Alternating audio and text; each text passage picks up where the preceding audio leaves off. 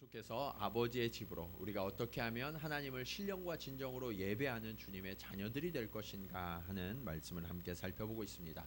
오늘은 7번째 은혜라는 제목으로 여러분들과 함께 말씀의 은혜를 나누고자 합니다. 여러분이 지금까지 가서 직접 들어가 보고 경험해 본 건축물 중에 어떤 건축물이 가장 기억에 남으세요? 저는 전에도 한번 말씀드린 적이 있는데 현대 건축의 아버지라고 불리는 이 르꼬르비제가 지은 이 롱샹 성당을 좋아합니다. 그래서 제가 프랑스에 갔을 때 일부러 가서 한번 방문을 한 적이 있어요. 이 롱샹 성당은 성경에 나오는 노아의 방주를 현대적으로 해석한 성당입니다. 그래서 앞에 이렇게 보면 배 모양으로 이렇게 생긴 거거든요. 그래서 현대의 성도들을 이 교회가 구원하기를 원하는 그러한 마음을 담긴 건축물입니다.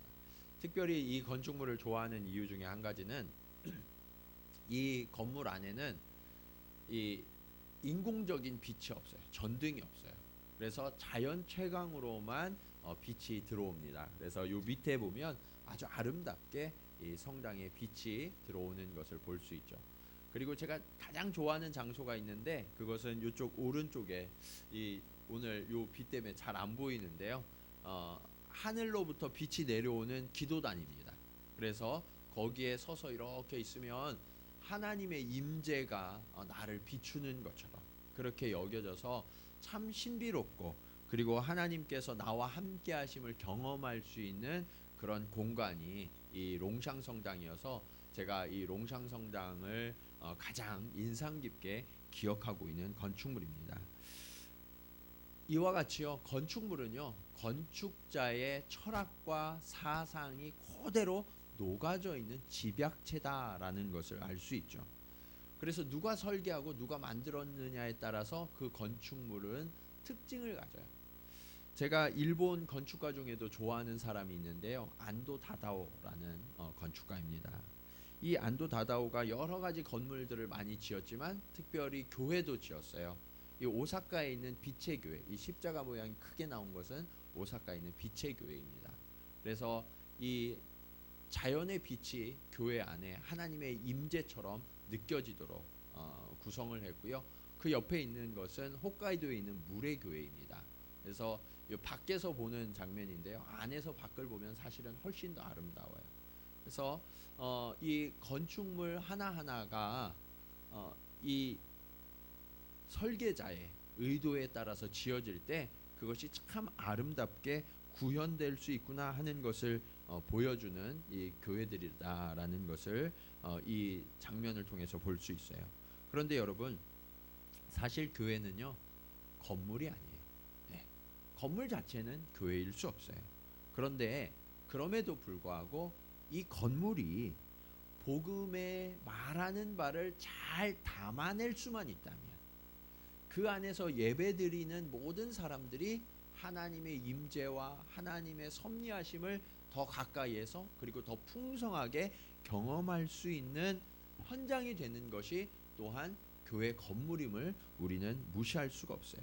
그러다 보니까 수많은 유럽의 성당들이 지어지면서 그 하나님의 아름다움과 영광을 어떻게 하면 표현할 수 있을까 해서 최고로 아름다운 것들로 하나님 앞에 올려드리자 해서 그 성당들이 아주 높고 아름답게 당대의 최고의 기법들을 동원해서 건축물들을 지었죠. 그러다 보니까 보통 100년 이상이 걸려요. 그리고 짓는데 들어가는 비용도 아주 천문학적인 비용이 들기도 하죠. 그래서 그것이 분명히 문제예요. 너무나 많은 비용이 들고 너무나 많은 큰 규모의 이 건물이 지어지는 것은 문제일 수 있어요.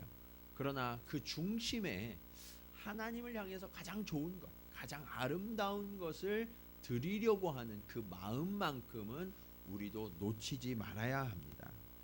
그런데 오늘 본문을 보면요, 하나님이 아주 다른 건물을 하나 우리에게 제시하고 계시죠. 그것이 성소예요. 성소. 이 성소는 하나님이 친히 설계자가 되셨어요. 그래서 하나님께서 지으신 건물입니다. 그런데 오늘은 특별히 이 하나님의 지으신 건물, 하나님이 하나님의 뜻을 담아서 지으신 이 건물 중에 여기에 보면 네 개의 천이 나오죠. 네 개의 휘장이 있어요. 이 휘장이 벽의 지붕의 역할을 하는데요. 이 벽과 지붕의 역할을 하고 있는 이 휘장이 가지는 의미를 통해서 하나님이 우리를 얼마나 사랑하시는지, 그리고 하나님의 사랑과 그 은혜가 우리에게 어떻게 전달되기를 하나님이 뜻하셨는지를 우리가 함께 살펴보기를 원합니다. 자, 하나님께서 우리에게 설계하여 보여주신 그 사랑의 집약체, 그 성소의 가장 맨 위를 덮고 있는 덮개부터 우리가 함께 살펴보기 원합니다. 여러분, 성소의 가장 맨 위를 덮고 있는 덮개는 뭘로 만들었다고 성경이 말씀해요? 여러분들이 한번 오늘 읽었는데, 그렇죠.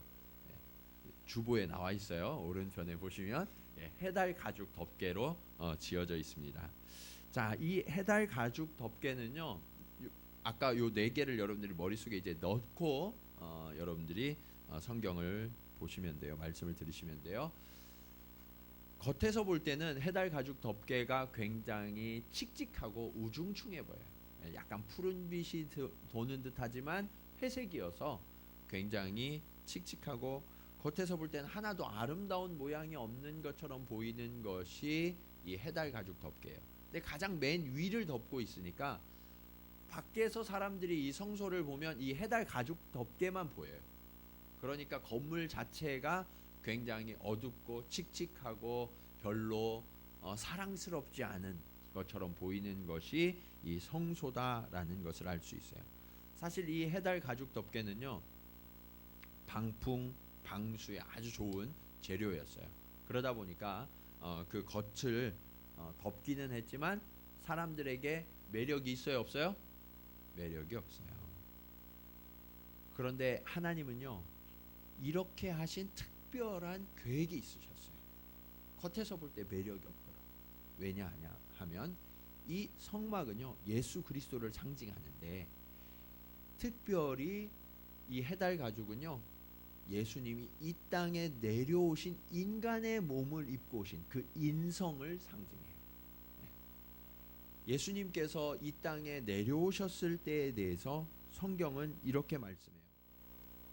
아름답대요? 아름답지 않대요? 아름답지 않대요. 여러분은 하도 성화 같은 걸 봐서 예수님 보면 정말 멋지고 아름답고 이렇게 보이잖아요.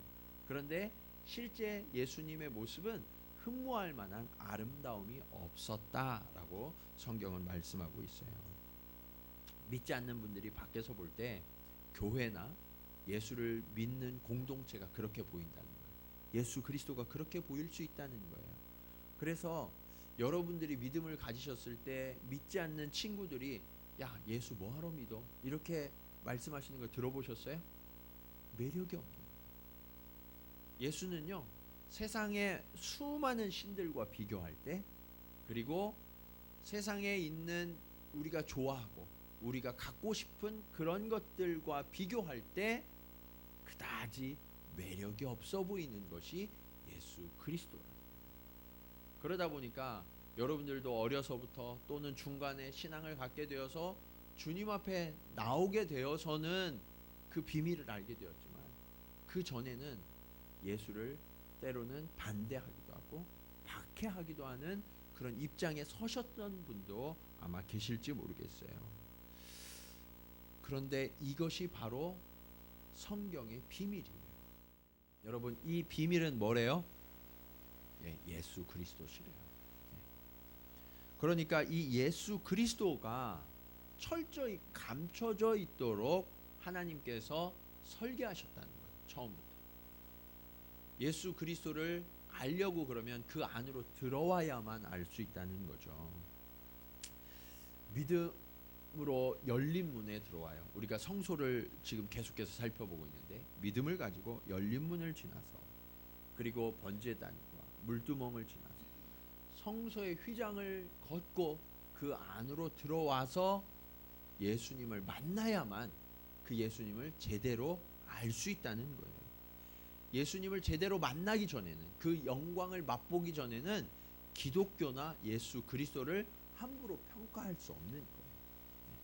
근데 요즘에 기독교에 대해서 많은 논란이 있고 여러 가지 공격들이 있는 이유는 무엇이냐면, 예수를 제대로 맛보지 못한 사람들이 잘못 행동하고 엉뚱한 행동을 하는 것에 대한 비난입니다. 그래서 우리는 어떻게 해야 되냐면, 밖에서만 바라보는 게 아니라 예수 안으로 제대로 들어가야 된다는 거예요. 그런데 예수를 믿기 시작하면 처음부터 갑자기 막 예수님을 너무나 잘 알고 예수님에 대해서 정통해지는 게 아니잖아요. 서서히 알아가죠. 그러다 보니까 아마 이 자리에 계신 분들 중에도 내가 예수를 믿긴 믿지만 아직 예수에 대해서 정확히 잘 이해하지 못하는 분들이 계실 거예요. 그런데 그렇다 할지라도 여러분, 주님 안에 일단 들어와 계시면 누리는 은혜, 혜택이 있어요.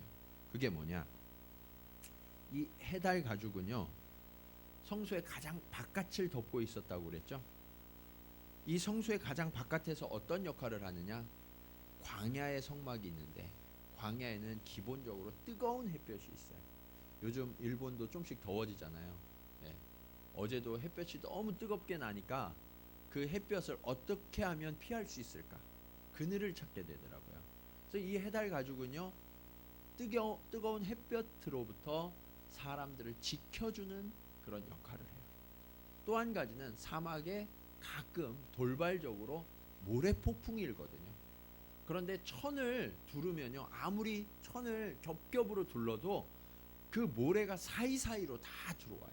예, 그래서 눈, 코, 입으로 모래가 다 스며들고 말아요. 그런데 그 모래폭풍으로부터 안전하게 지켜주는 역할을 하는 것이 바로 이 해달 가죽의 덮개예요. 그리고 사막이지만 이 유대 지역은 가끔 가다가 폭우가 내릴 때가 있어요. 그 폭우로부터도 젖지 않도록 지켜주는 역할을 하는 것이 이 해달 가죽이에요. 그래서 여러분, 이 해달 가죽의 아래에만 있으면 광야길을 걸어가는 고단한 백성들이 그 환경으로부터 보호를 받고 안전함을 누릴 수 있는 장소가 되었어요. 마찬가지로 광야와 같은 인생길을 걸어가는 저와 여러분이 주님 안에 거하기만 합니다. 내가 주님을 아직 잘 몰라요. 주님에 대해서 내가 이해하는 바가 별로 없어요. 그러나 주님, 내가 주님을 믿겠습니다 하고 주님 안으로 들어오시는 순간, 주님께서는 저와 여러분을 이렇게 보호하시고 지켜주시겠다는 약속, 그 약속이 바로 오늘 해달 가죽을 통하여서 저와 여러분에게 주시는 약속이에요. 그러므로 여러분, 아무리 힘들고 어렵더라도요, 주님 안에 거하기를 포기하지 마시기 바랍니다. 주님 안에 거하기만 하면 우리는 안전하게 되는 거예요. 여기서 질문이 하나 있어요. 그게 뭐냐? 이 해달 가죽은 어디서 났을까? 이스라엘 백성들은 광야를 지나가고 있잖아요. 해달은 바다에 살잖아요. 그러면 이 해달 가죽이 광야를 걸어가는 이스라엘 백성들의 손에서 어떻게 나왔을까 하는 거예요. 사실 해달 가죽은 우리가 아는 그 해달이 아니에요. 뭐 수달 닮은 해달 있잖아요. 그 해달이 아니에요. 실제로 이 해달 가죽은 뭐냐? 나일강이나 홍해에서 많이 잡히는 돌고래예요. 네. 근데 이 이집트 사람들은요, 애굽 사람들은 이 돌고래를 잡아서 가죽으로 무엇을 했냐면 신발을 만들었어요. 뭘 만들었어요? 신발. 네. 그래서 신발 만드는 재료가 바로 이 해달의 가죽이었던 거예요. 그런데 하나님께서 이스라엘 백성들을 출애굽시키실 때 이스라엘 백성들이 애굽 사람들에게 무엇이든지 요구하면 애굽 사람들이 다 내어주도록 하셨죠. 그래서 이스라엘 백성들이 광야길을 이제 건너가야 되기 때문에 신발은 꼭 필요하겠구나 해서 그 해달 가죽을 자신들의 주인 되었던 애굽 사람들에게 요구해서 받아온 거예요. 자, 그런데 주님께서요, 너희들 그 해달 가죽 있지? 그걸로 성막을 지어야 하니까 그거 헌물할 수 없겠냐? 라고 요청하신 거예요. 그러니까 이스라엘 백성들이 자신들이 가지고 있던 그 신발 재료인 해달 가죽을 다 드린 거죠. 자, 그런데 드릴 때는 감사함으로 드렸는데 그때부터 문제가 생겼어요. 뭐가 없어졌어요? 신발의 재료가 없는 거예요. 신발을 만들어야 되는데 앞으로도 40년이나 광야를 더 가야 되는데 신발의 재료가 없잖아요. 신발이 닳아서 떨어지면 빨리 만들어서 신어야 되는데, 여러분 요즘 여러분들 구두 신고 오셨죠? 운동화나 구두 신고 오셨는데, 여러분 여기에서 40년 동안 내가 이 구두를 계속 신습니다 하시는 분 계세요? 현대 아무리 좋은 기술로 만들어도 40년 동안 닳지 않고 그대로 신을 수 있는 신발은 없어요. 이것이 이스라엘 백성들이 가진 문제였다고. 이 광야는요, 여러분들이 생각하는 모래 언덕이 아니에요. 모래 언덕도 사실 너무 뜨거워서 맨발로 걸어가기 힘들죠. 그런데 이 유대 광야는 어떤 광야냐? 바위가 많아요. 그래서 깨진 바위 조각들이 발을 항상 찢고 찔러요. 그리고 가시들이 많아요. 떨기나무 이런 가시들이 많아서 그것이 맨발을 항상 찌르는 곳이에요. 신발이 없으면 절대 건너갈 수 없는 광야, 그곳이 유대 광야죠. 그런데 앞으로 40년이나 이 광야를 건너가야 하는 이들에게 아무런 대안이 없을 때 하나님은 대안을 갖고 계셨어요. 여러분, 이게 은혜예요. 우리는 대책이 없지만 하나님은 대책이 있으시고, 우리는 부족하고 연약하지만 하나님은 넉넉하시고 하나님은 강하신 줄로 믿으시기 바랍니다. 네. 우리가 다 알지 못하고 믿음으로 드릴 때가 있어요. 세상 사람들은 이야기해요. 야, 너 그거 다 드리면 어떻게 하냐. 여러분, 하나님 앞에 드리는 헌금이 때때로 아까우실 때가 있죠. 세상 사람들은요, 안 믿는 분들은 이렇게 이야기해요. 야, 11조 그거 미치지 않고서야 그거 어떻게 해. 세금 내는 것만 해도 아까운데. 그런데 우리가 인간적으로 생각해 보면요, 대책이 없는 것 같아요. 내가 이거 드리면 노후 자금도 부족해질 것 같은데, 우리의 학교도 보내야 되는데, 이번 학기에 뭘 해야 되는데, 할 게 우선 생각나는 거예요. 그런데 여러분, 우리가 하나님 앞에 이렇게 믿음으로 드리면 우리는 대책이 없어도 하나님은 더 분명한 대책이 있음을 믿으시기 바랍니다. 그래서 우리가 물질도 드릴 수 있고 헌신도 할 수 있는 거예요. 주일날 여러분들 교회 오셔서 예배 드리실 뿐만 아니라 여러 가지 모양으로 섬기시잖아요. 이 시간 사실 집에서 주무시거나 여행을 하시면 훨씬 더 즐겁고 좋은 여정이 되실 텐데, 시간이 되실 텐데, 하나님 앞에 이것이 세상 사람들이 볼 때는 낭비하고 소비하는 것처럼 보여질 수 있어요. 그러나 하나님 앞에 예배하는 여러분의 시간, 하나님의 몸된 교회를 섬기고 주의 형제 자매를 섬기는 시간은 결코 낭비가 아님을 믿으시기 바랍니다. 하나님께서 더 좋은 것으로 풍성하게 채워주시고 책임져 주시는 그 은혜를 만나는 시간, 그것이 바로 하나님 앞에 드리는 시간인 거예요. 자, 그런데 여기에서 신발의 재료를 드리게 하신 또 하나의 이유가 있어요. 그게 뭐냐? 하나님께서 모세를 만나실 때 타지 않는 불꽃 떨기나무에서 만나셨죠. 자, 그런데 모세에게 하나님이 요구하신 게 있어요. 이곳은 거룩한 땅이니 뭐 하라고 하셨어요? 내 신을 벗으라. 신발을 벗으라고 하셨어요. 그것은 무엇이냐면, 지금까지는 네가 계획하고 네가 원하는 곳으로 다녔지만, 욕망의 걸음을 따라다녔지만, 이제 이후로는 하나님이 정하시고 하나님이 이끄시는 발걸음을 걸어야 한다. 이것이 신발을 벗으라라고 요구하신 의미예요. 여러분, 이스라엘 백성들이 이제 신을 다 드린 거예요. 그러니까 이제부터는 주님, 내가 세상의 노예로 사는 것이 아니라, 내 욕망의 노예로 사는 것이 아니라 하나님의 백성이 되어서 하나님이 이끄시는 삶을 살아가겠습니다.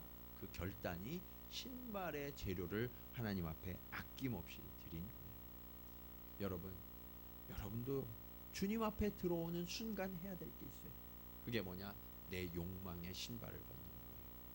내 인생의 계획을 내가 세우는 것이 아니라 하나님이 세우시고 하나님이 이끄시는 삶을 살 때, 그때 나는 비로소 안전하게 되고 내 인생의 걸음이 광야의 걸음이 아니라 주 안에 거하는 안전한 걸음임을 믿으시기 바랍니다. 그것이 해달 가죽으로 가장 첫 번째 덮개를 씌우신 이유였어요. 자, 두 번째 덮개는요, 붉은 물을 들인 순양의 가죽 덮개예요. 네. 무엇의 가죽 덮개라고요? 순양의 가죽 덮개. 아주 짧게 언급되어 있지만 여기에도 아주 심오한 의미가 있어요. 붉은색과 순양은 예수 그리스도의 희생을 상징해요. 예수 그리스도께서 우리를 위하여 죽으시고 피 흘리심, 그것이 이 붉은 물들인 순양의 가죽이 상징하는 거예요. 여러분, 성경은요, 피 흘림이 없으면 죄 사함이 없다라고 말씀하고 있어요. 그리고 누구든지 예수 그리스도 외에는 구원받을 만한 이름을 주신 적이 있어요, 없어요? 없어요. 그러니까 예수 그리스도, 그분의 피 흘림이 아니면 우리는 죄 사함을 받을 수 있을까요, 없을까요? 없어요. 그것을 알려주시는 것이 붉은 물들인 이 순양의 덮개예요. 그런데 이 진리가 사실은 성경의 곳곳마다 녹아져 있어요. 몇 곳만 여러분들과 함께 나눠보면요, 첫 번째는 아담과 하와예요. 아담과 하와가 하나님 앞에 범죄했죠. 선악과를 따먹고 범죄해서 그들이 부끄러워졌어요. 죄로 인해서 죄책감과 수치심이 드는 거예요. 그때 그들이 그 죄책감과 수치심을 가리기 위해서 했던 행동이 뭐예요? 무화과 나무 잎을 끊어서 치마를 만들어 가린 거예요. 그런데 조금만 햇볕이 나니까 어떻게 됐어요? 그게 다 시들어 말라버렸어요. 더 이상 수치를 가릴 수 없게 되었어요. 그렇게 낙심해 있는 그들에게 하나님이 찾아오세요. 찾아오셔서 하나님의 대책을 세워주시죠. 어떤 대책을 세워주셨나요? 어린 양을 잡으셔서 피를 흘리시고 그 가죽으로 그들의 수치를 가려주셨다라고 성경은 말씀하고 있어요. 두 번째는 아브라함과 이삭의 이야기예요. 하나님은 아브라함에게 이미 100세가 되었을 때 아들 이삭을 주셨어요. 그 아들이 얼마나 사랑스러울까요? 여러분, 자식 사랑스러우시죠? 네, 자식이 한국 부모님들만큼 자식 사랑이 뛰어난 분들이 없는 것 같아요.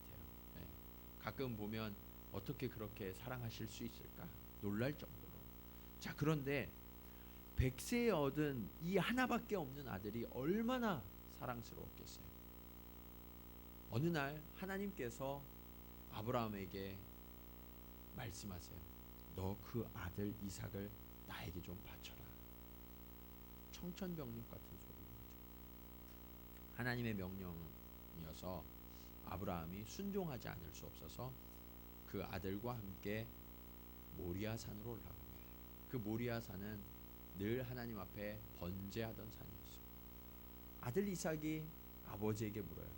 아빠, 늘 우리가 하나님 앞에 제사하러 갈 때 번제할 나무와 양이 있었는데 오늘 번제할 나무는 내가 지고 가는데 양은 어디 있어요? 아브라함의 마음속으로는 그 번제할 양이 오늘은 너야. 그런데 그 대답을 차마 할 수가 없었어요. 히브리서에는 아브라함이 믿음으로 이삭을 하나님께 드렸다라고 말씀하면서 뭐라고 말씀하냐면 하나님께서 준비하십니다. 그래서 이삭에게 이렇게 대답합니다. 아, 번제할 양은 하나님이 친히 준비하셨어. 하나님이 그 말씀을 들으셨어요. 그 말을 딱 듣고 기억하셨다가 아브라함이 그 번제할 나무 위에 이삭을 올려놓고 칼로 내려치려는 순간 하나님이 급히 그를 부르시면서 번제할 양을 따로 준비해 두셨다라고 말씀하셨어요. 그 양의 죽음으로 말미암아서 이삭은 살아날 수가 있었던 거예요. 훗날 그 산, 그 모리아 산에 다윗이 준비했고 솔로몬이 성전을 세웁니다.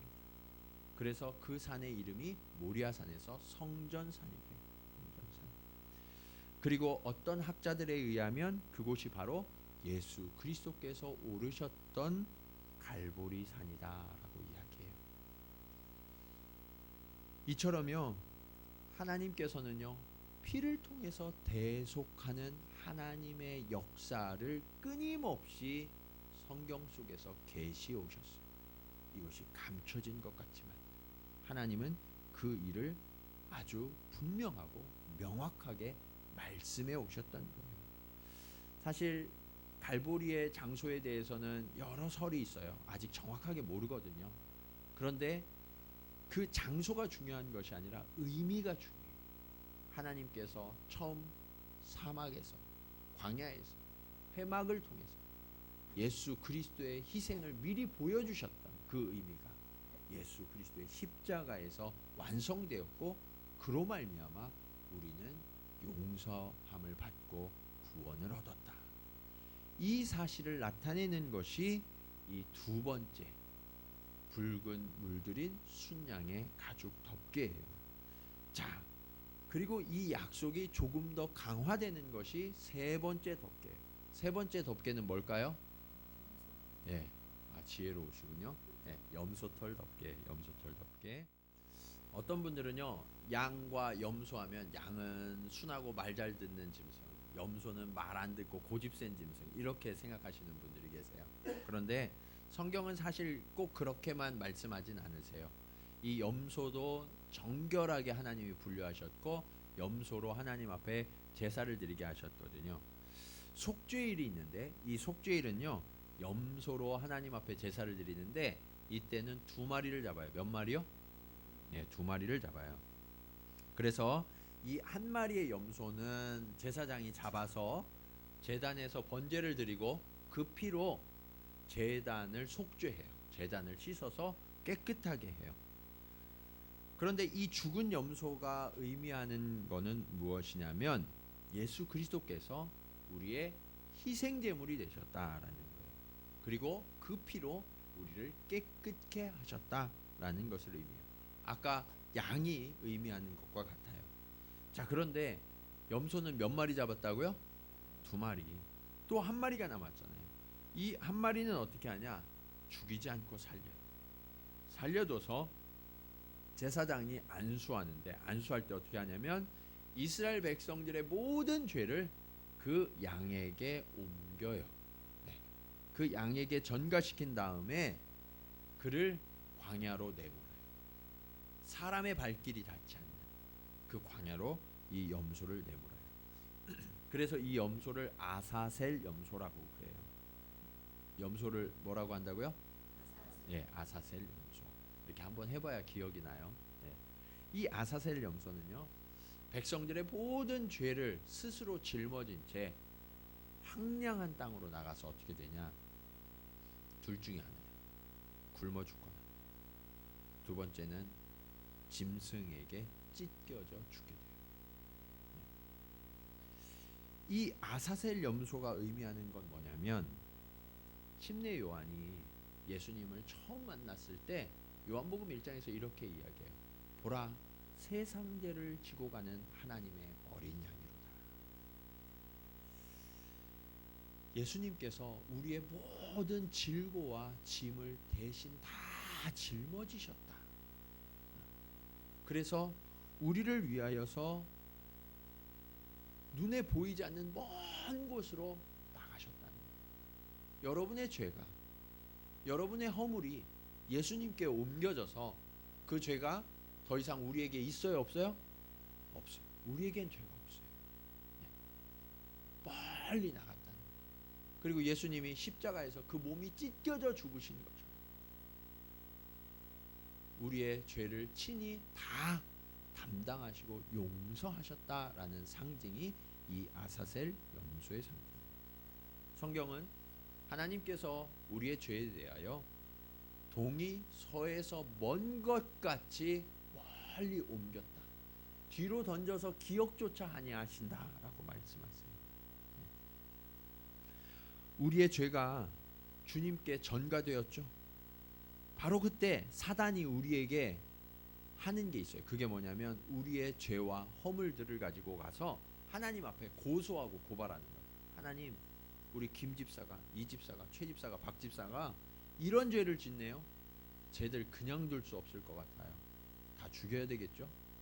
이렇게 사단이 하나님 앞에 고발한단 말이에요. 그러면 그때 하나님이 뭐라고 하시냐? 그들이 지은 죄는 죽어 마땅한 죄지. 그렇지만 내 아들 예수 그리스도가 그들의 죄를 다 담당했어. 그러니까 그들은 지금부터 무죄야.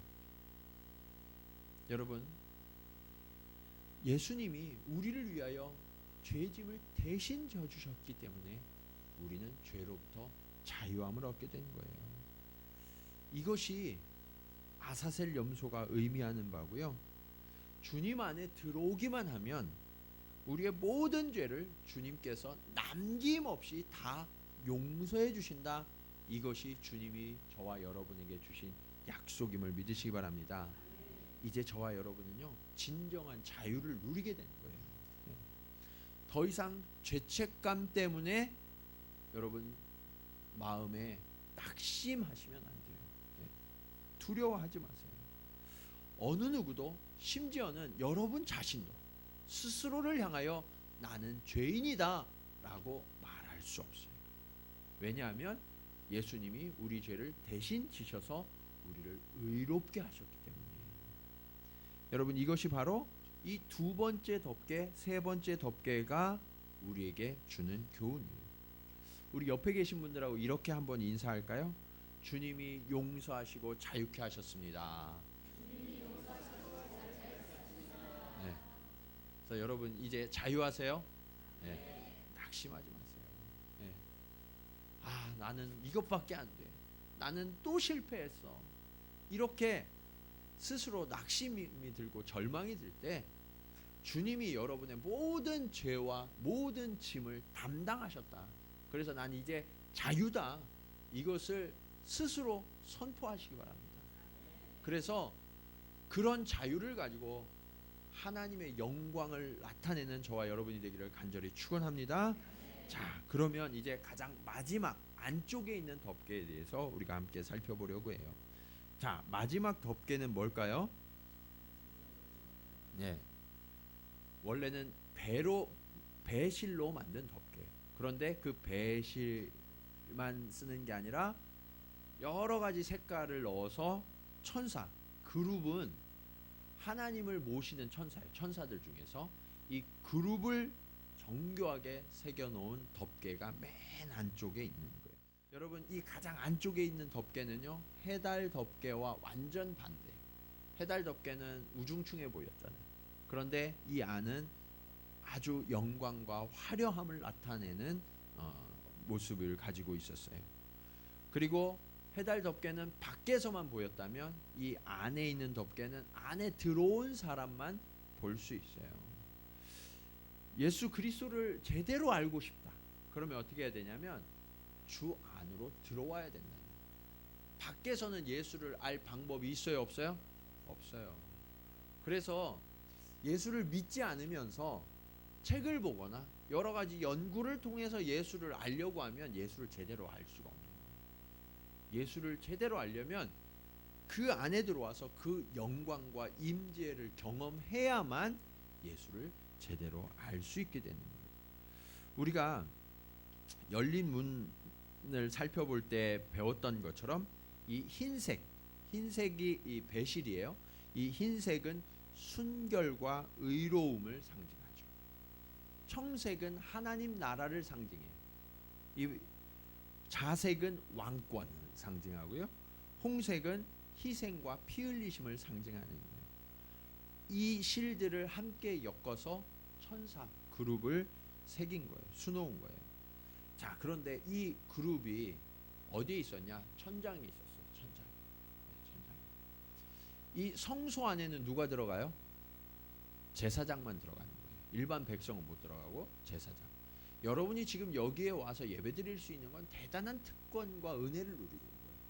여러분을 왕 같은 제사장으로 삼아 주셨기 때문에 우리가 이 안에 들어와서 하나님께 직접 예배할 수 있게 된 거거든요. 자, 이 제사장들 머리 위로 그룹이 새겨져 있었다라는 건 뭐냐면 그들이 하나님을 섬길 때 하나님의 천군 천사가 그들과 함께 한다는 거. 그리고 하나님의 영광의 임재가 그들과 함께 한다는 거. 요즘 우리가 큐티 말씀 에스겔서 하고 있죠. 그룹 천사들이 나와요. 그 그룹 천사들이 하나님의 보좌를 움직이는 천사들이잖아요. 그래서 이 그룹 천사가 있는 곳에는 하나님이 함께 계세요. 그래서 제사장들이 섬기는 그곳에 누가 계세요? 하나님이 계시는 거예요. 그러면 여러분, 저와 여러분이 지금 하나님 앞에 예배 드리고 있잖아요. 이 하나님 앞에 예배 드릴 때 일어나는 장면을 한번 상상해 보시고, 여러분은 지금 앞사람의 뒤통수만 보일 수 있어요. 그렇죠? 제 얼굴과 앞사람의 뒤통수만 보일 거예요. 그런데 여러분, 실제로는 이 자리에 영광의 하나님이 임재하고 계심을 우리가 볼 수 있어야 돼요. 그리고 이곳에 하나님이 부리시는 천사들이 가득히 임하고 있음을 우리는 볼 수 있어야 돼요. 그래서 그 하나님의 천군 천사로 말미암아서 사단 마귀가 우리를 틈탈 수 없게 되는 거예요. 여러분, 이것이 예배자가 누리는 영광이에요. 여러분은 오늘 이 영광을 지금 누리고 계심을 믿으십니까? 네. 여러분 한 분 한 분이 이 영광을 반드시 누려야 돼요. 그런데 이 예배 자리는 또 어떤 자리냐면 축제의 자리, 잔치의 자리예요. 여러분 잔치에 가면 뭐가 많아요? 먹을 게 많죠. 네. 이제 슬슬 배가 좀 고파지시죠? 네. 잔치 자리에 가면 먹을 게 많아요. 잔치의 자리에 가서 인상 쓰고 있는 사람 보셨어요? 네. 그런 사람은 좀 이상한 사람이에요. 네. 잔치의 자리에 가면 기쁨이 넘쳐요. 감사가 넘쳐요. 축하의 말들이 넘쳐요. 여러분, 주님께 나오는 주의 자녀들의 마음에는 무엇이 있어야 되느냐? 기쁨과 감사와 축하와 찬송만 넘쳐야 함을 믿으시기 바랍니다. 오늘 여러분이 주님 앞에 나올 때, 아, 내가 이런 문제가 해결되지 않았는데, 나 이런 어려움이 있는데 하는 마음으로 이전에 나오셨을지 몰라요. 그러나 주님 앞에 나올 때 이 아사셀 염소가 우리의 모든 짐과 모든 허물을 대신 지고 떠났잖아요. 그러니까 그 주님 앞에 의탁하세요. 주님은 수고하고 무거운 짐진 자들아 다 내게로 오라. 내가 너희를 쉬게 하리라 라고 말씀하세요. 여러분 인생의 모든 무거운 짐을 주님 앞에 좀 내려놓으세요. 그러면 주님께서 친히 그 모든 짐을 가볍게 해주시겠다라고 약속하고 계세요. 여러분 하나님 앞에 예배드리고 하나님을 찬송하고 하나님의 이름을 부르며 기도할 때 우리는 우리의 세상 짐이 가벼워지는 것을 경험할 수 있어야 돼요. 그리고 우리가 내려놓은 그 짐 대신 하나님이 주신 풍성한 선물들을 우리가 받아 누려야 돼요. 그게 뭐냐? 세상이 줄 수 없는 평안이에요. 세상과 비교할 수 있는 영광과 기쁨과 감사예요. 오늘 예배하는 여러분들 가운데 하나님이 이것을 주시려고 이미 준비하고 계세요. 문제는 뭐냐? 그것을 우리가 받아들여야 돼요. 선물을 아무리 주려고 해도 받지 않으면 줄 수가 없잖아요. 하나님 편에서는 이미 준비가 끝났어요. 최고의 것들을 여러분들에게 부어주시려고 우리에게 있는 그 자잘한 문제들, 그 힘들고 나를 고통스럽게 하는 모든 것들, 그거 그냥 주님이 손 펴서 내려놓으라고 말씀하세요. 이제 그거 좀 내려놓으세요. 그리고 그 주님이 주시는 좋은 것들로 여러분의 손과 여러분의 마음과 여러분의 삶을 가득히 채우시기를 축원합니다.